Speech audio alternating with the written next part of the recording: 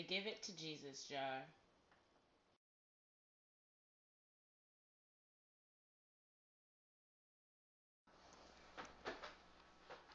Hey everybody, it has been such a long time and I just want to say hello and I've missed you guys, but I've been very busy at school so I have not made a video.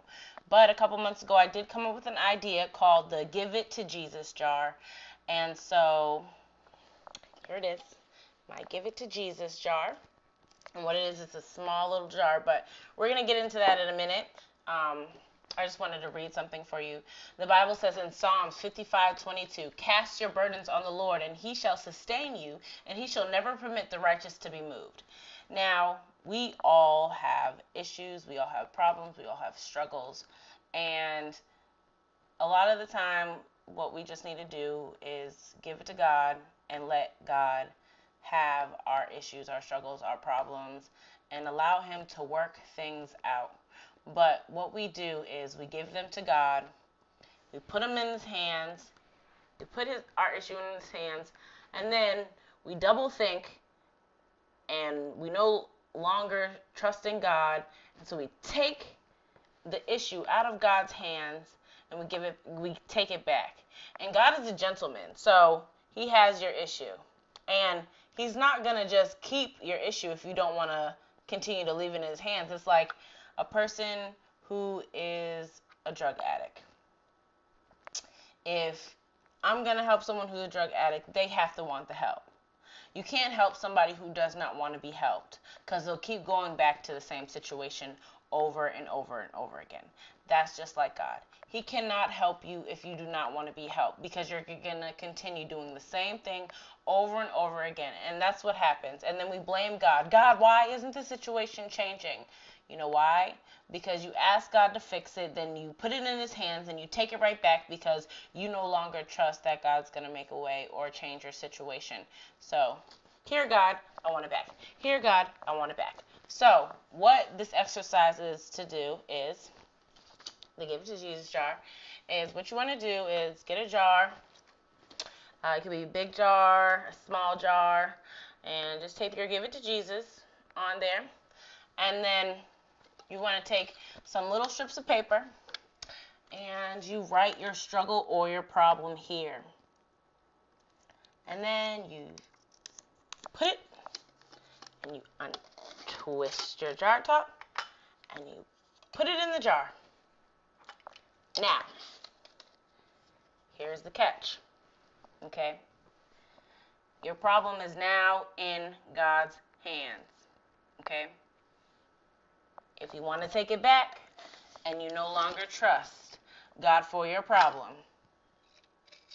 you take it out the jar because this is not God not wanting to change the situation.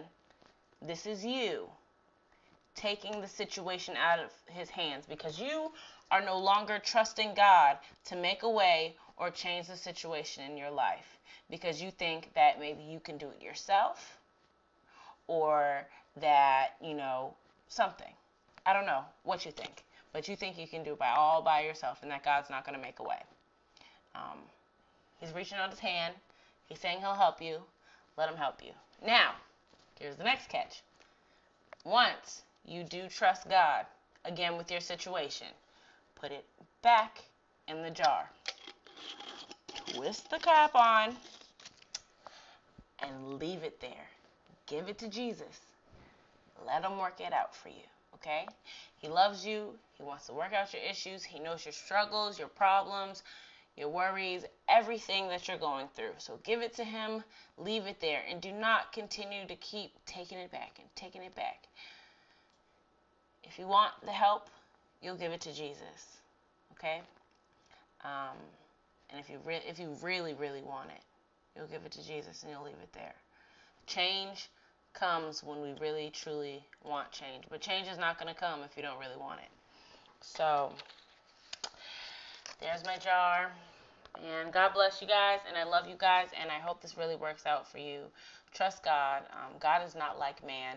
A lot of the time we have trust issues because of past hurts from other people, in society, but people will always be people. But God is so much better than people. Jesus is so much better than people.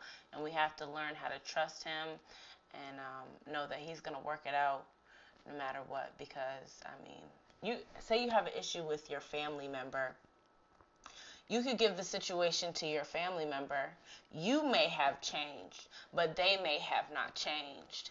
So you have to give them to God, to Jesus, so that they can change, you know.